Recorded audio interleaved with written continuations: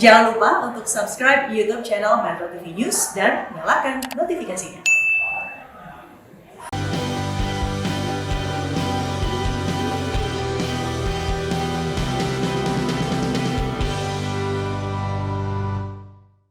Dipersembahkan oleh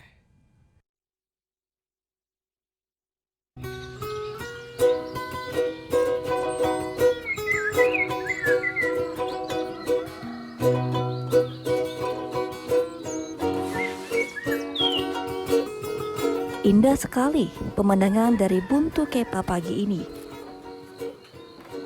Sejuk nikmat pagi saya rayakan dengan kehangatan secangkir Kawa Mamasa. Kabupaten Mamasa di peluk pegunungan Mambuliling. Tanaman kopi tumbuh di desa-desa sekelilingnya.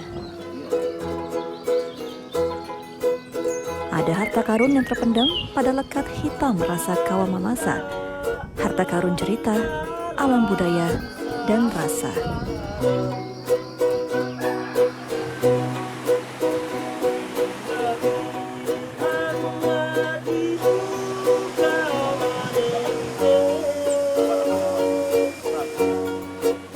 Sayup terdengar seniman petani melantunkan Kaling Dada.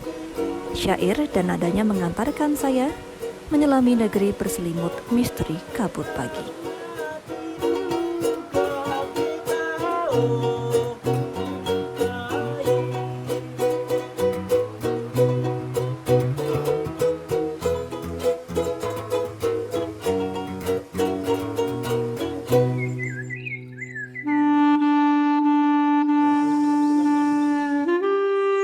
Jejak-jejak warna dan ukiran peradaban saya temukan pada dinding-dinding Banua.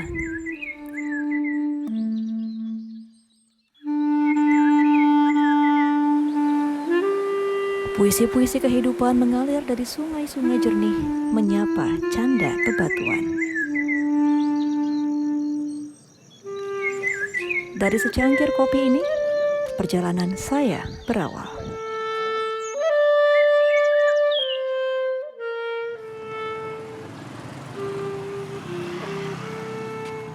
Oke Pak Eki, sekarang kita lagi ada di mana nih Pak Eki?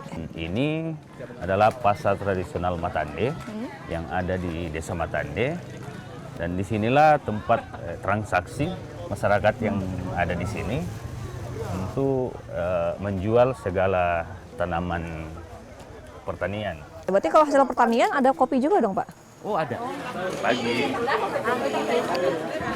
Jadi ini ada kopi apa aja nih Bu? Kopi Robusta. Ini diproduksinya secara tradisional Bu, di sini. Di sebelah mana tuh Pak Eki tempat produksinya? Ini ada di sebelah sana Mbak. Oh gitu, oke.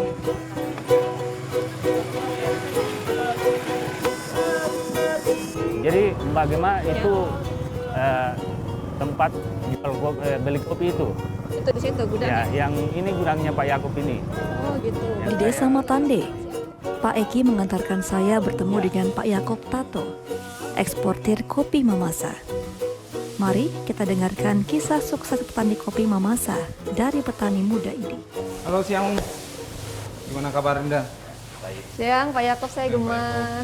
Selamat datang di Mamasa. Oh, terima kasih Selamat Pak. datang di tempatnya kami di Koperasi Produsen Kopi Petani Kampung. Wah ini wangi sekali bau kopinya. Boleh saya pegang Pak? Silakan deh. Silakan.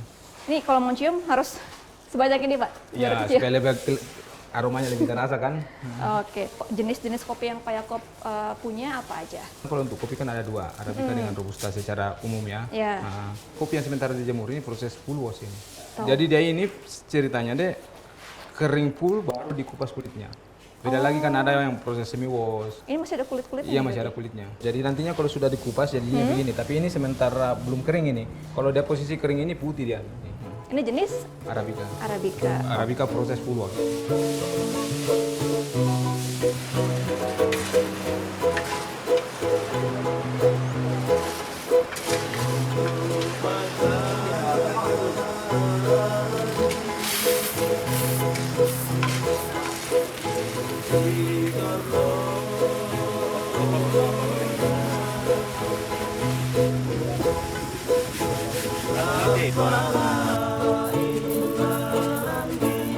Kebetulan ada proses pengolahan secara tradisional dilakukan di ibu-ibu. di Yang tadi disangrai dulu ya Iya, Pak ya? disangrai, iya. Langsung ditumbuk. atau Mbak mau coba kan? Boleh Pak? Bentar. Pakai satu tangan atau dua tangan Ibu? Satu. Dua supaya kuat-kuat Iya. toh. Oke. Jadi harus dikuat-kuat supaya cepat selesai kan. Enggak. Jadi Ini memang belum kuat ya Pak? belum. Diketawain loh pas saya sama ibunya. Bisa ya terus buatin Mbak. Jadi ini proses untuk dihaluskan kopi yang sudah ditumbuk. Nah, kalau Mbak nggak mau bisa, dicoba sama ibunya langsung nanti diajarin. Gitu. Oke, diajarin Bu gimana Bu caranya. Ini senang sekali bisa belajar menyangrai kopi secara tradisional dari induk-induk di Desa Matande. tinggal di Harum kopinya serasa ingin segera menikmatinya.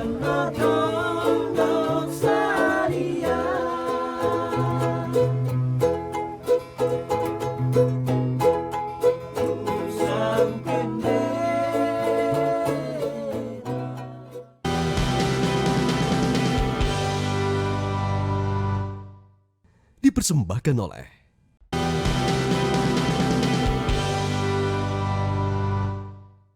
Dipersembahkan oleh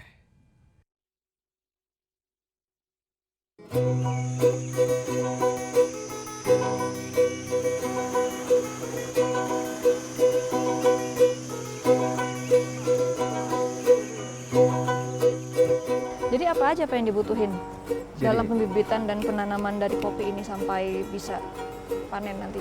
Teman-teman petani kan sudah ada yang bisa semaikan.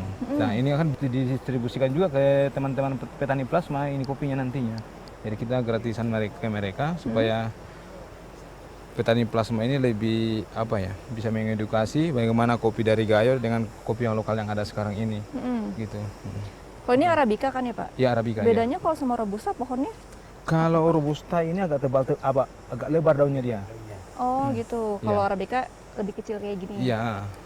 Kalau lagi musim hujan gitu ngaruh nggak Pak? Musim hujan, musim panas? Kalau musim hujan musim panas itu nanti dipanen. Biasanya sih kalau terlalu tinggi curah hujan, kopi itu akan kurang buahnya. Kalau tidak ada kemarau pasti tidak maksimal panen. Gitu. Makanya Iya. panen banyak tuh di kemarau ya Pak ya? Iya. Sebenarnya sih peluang juga sih untuk kita kembangkan terus kopi ini karena di beberapa negara bagian Amerika Latin kayak Brasil itu kan kayak tahun lalu kena badai salju. Sekarang lagi saya lihat ini kena badai es lagi. Jadi harga sih untuk sekarang ini agak bagus. Makanya petani lagi pada semangat saya lihat. Bahkan ini bibit-bibit ini belum layak dibagi sebenarnya mereka sudah mau ambil. Emang kalau harga dijual biasa per apa? Per kilogram atau per? Kalau kita di sini di Arabica ya, kita pakai liter di sini. Oh liter. Per liter berapa? 1 liter sekarang kena 33, ada 30.000 kalau tergantung dari kualitas. Teman-teman sih menjual juga. 30.000-an. Iya. Nah, 1 liter tuh jadi berapa gelas kopi sih Pak? Kalau dikonversi ke kilo itu biasa kalau kopinya lagi bagus. Jadi kalau kilo itu bisa sampai 50 gelas. 50 gelas. Oh banyak ya ternyata. Iya. Jadi kita ke tempat lain aja dulu ya.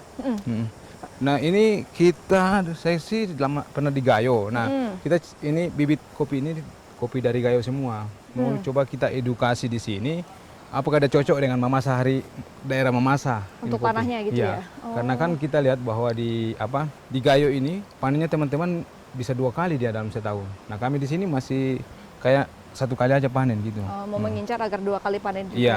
Oke. Atau Mbak kamu mau coba untuk tanam kopi boleh? Mau Pak, jadi ada varietas saya sendiri. Boleh Pak, di mana lokasi ya? Ada di nanti sana? kita lihat di Oke, atas ya. siap. Nah, disediakan sama anak petani. Oke.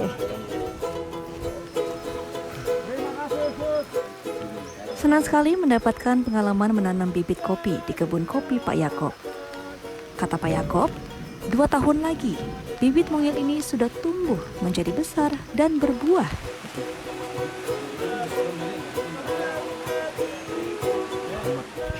Jadi iya Pak. Jadi gini Mbak, inilah kalau di sini hujan jam 12 itu udah hujan. Jadi makanya proses kopi ini agak susah untuk bulan produksinya agak lambat kalau di sini terus dijemur. Makanya kita pindahin proses jemurnya di Pulau Ali di Oh, kota gitu. di dataran rendah kan. Biar lebih produktif Iya, dan oke. cepat jadinya ya Pak ya. Jadinya. Oleh, duduk aku tiap lah.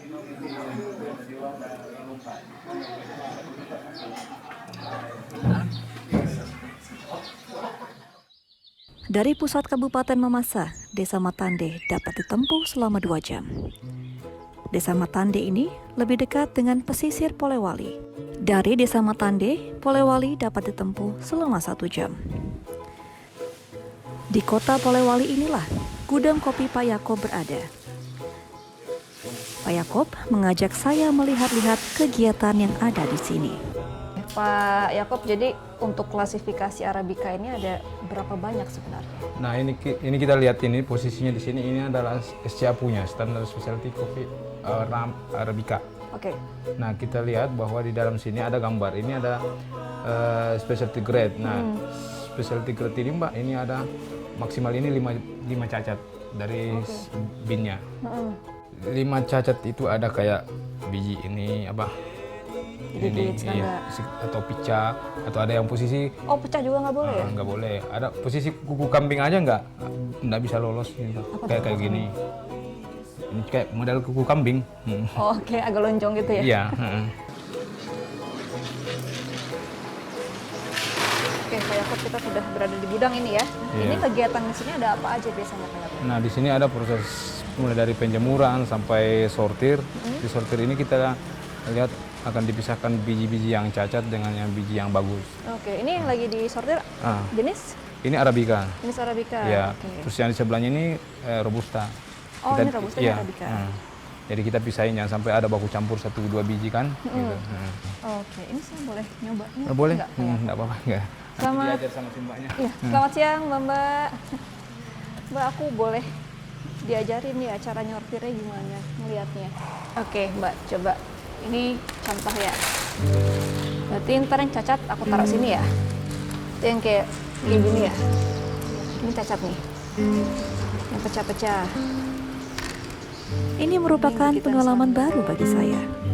Memilih kopi-kopi terbaik, jari-jari saya tak selincah jari-jari ibu-ibu di sini yang sangat cekatan memilah biji kopi. Mata mereka pun tajam memilih biji kopi terbaik.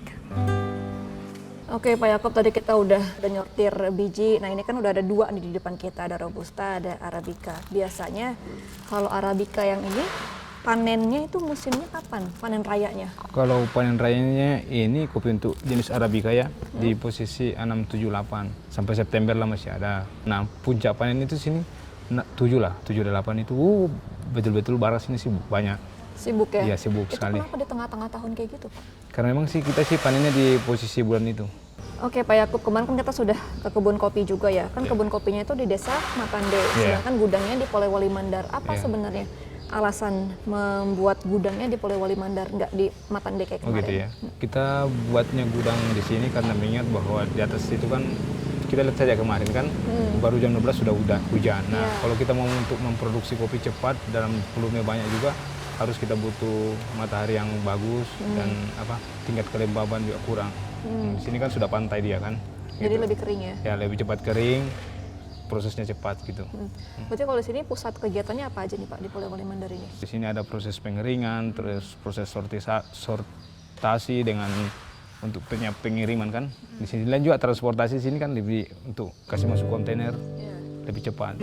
Apa sih Pak kendala sebagai pengusaha kopi nih selama menjalani karir ini gitu?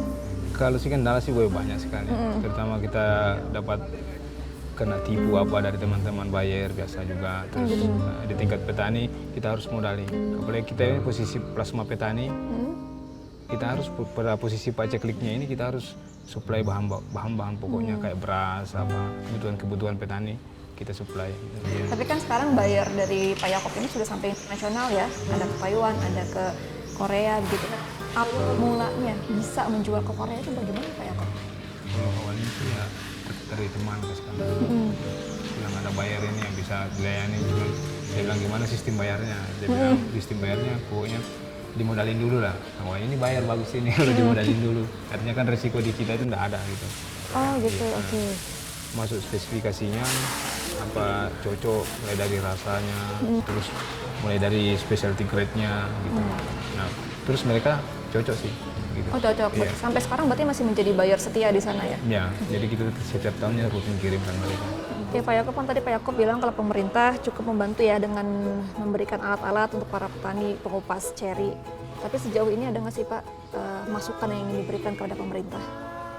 Kalau masukan saya sih sebenarnya sih ya saya mau lihat berkaca lah dari teman-teman di Kopi Nusantara kan, kayak di Gayo apa begitu, kenapa produksinya mereka lebih besar daripada kami yang ada di Mamasa, karena pemerintah terlibat dalam hal ini untuk menciptakan percetakan kebun gitu, dikasih masuk eksa apa semua. Nah itu usulan kami supaya kos untuk memproduksi kopi jangan terlalu tinggi, kemudian infrastruktur jalan ke kebun ada ditingkatkan gitu, karena kita lihat kemarin jalan saja ke kebun kan sangat susah gitu. Banget.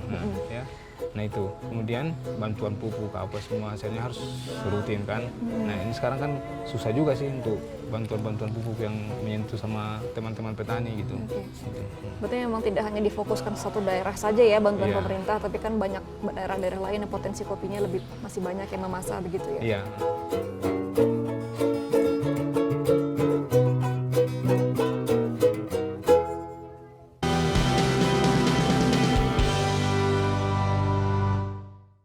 Dipersembahkan oleh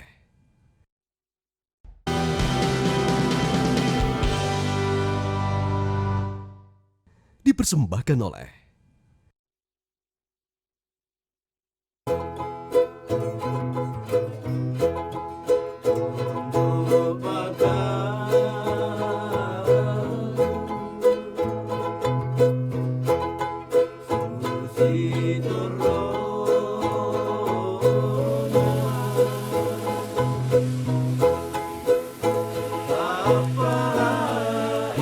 Saya penasaran dengan cerita Pak Yakob tentang poin 90,77 itu. Bagaimana sih rasanya kopi juara itu? Ini Pak Yakob lagi ngapain ya? Gelas-gelas dijajarkan sedemikian rupa. Oke, jadi kita lihat ini proses cupping. Oke. Dari 5 gelas ini ada pasti rasa yang beda. Oh gitu. Nah. Jadi cupping ini sebenarnya fungsinya untuk Mengetahui aroma, cita rasa kopi yang ada di dalamnya ini kopi. Oke. Tahapan pertama berarti Pak Yakob sebelum kita seduh apa nih? Nah ini kita coba untuk penciuman posisi kering. Nah kita akan lihat akan ada aroma yang muncul nanti. Jadi semua ini kita akan coba untuk ini. Oke. Ini kopi ini waktu ikut kontes ini cupping skornya 90,7. Sebenarnya kopi 19 plus ini ceritanya. Oke. Airnya harus dalam berapa derajat nih kepanasan? Dia posisi 90 derajat, pas kan 90. Oh, begini ternyata cupping itu ya. Lidah saya merasakan kemurnian rasa kopi Mamasa yang benar-benar berkualitas. Sungguh pengalaman ini benar-benar baru dan berharga bagi saya. Dari gambar dan penjelasan Pak Yakob ini, saya mendapatkan pengetahuan tentang bagaimana biji kopi yang berkualitas. Masih sedikit low ya. Satu lagi pengetahuan yang saya dapatkan, yaitu tentang roda rasa kopi dari seluruh dunia. Nah ini kalau posisinya kopi Mamasa sekarang di sini nih. Sugar brewing. Sugar brownie, berarti rasa Ada iya ada juga posisi. Nah ini dia sudah mengarah ke coklat gitu. berarti yang Mamasa yang merah itu ya sugar Ya brownie. merah. Tapi kalau untuk lebih bagusnya kita lihat yang roda rasa kopi Indonesianya itu sana Oke, ada. di situ ya kita langsung lihat tim Indonesia. Nah, kita lihat kopi Mamasa itu ada posisi di mana? Posisinya di sini, di coklat. Nah, apakah dia itu akan coklat hitam atau coklat bubuk? Seperti yang kita tadi habis cupping, kopi Mamasa kan cenderung dari posisi coklat, rasa coklatnya ada terus turun sugarnya. Petani kopi Mamasa dengan kerja kerasnya mampu mencapai kualitas yang terbaik. Prestasi ini layak mendapatkan penghargaan setinggi-tingginya. Kualitas memang tak pernah bohong. Kopi Mamasa telah teruji dan mampu bersaing pada pasar internasional.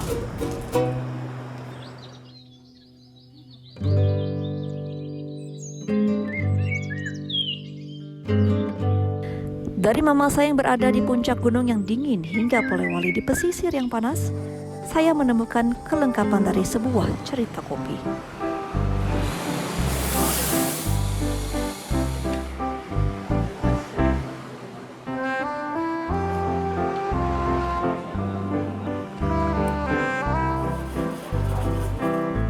Dan kali ini di warung kopi ini, saya berjumpa dengan Aldrik, anak Pak Yakob yang sedang belajar barista. Bakat remaja ini luar biasa.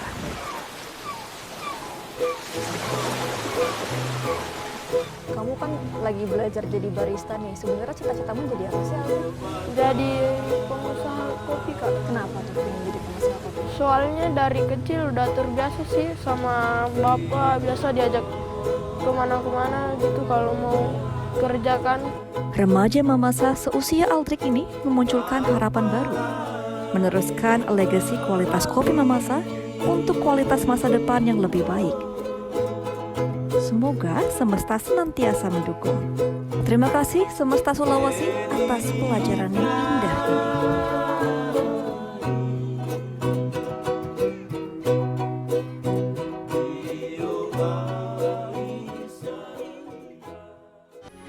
Metro TV.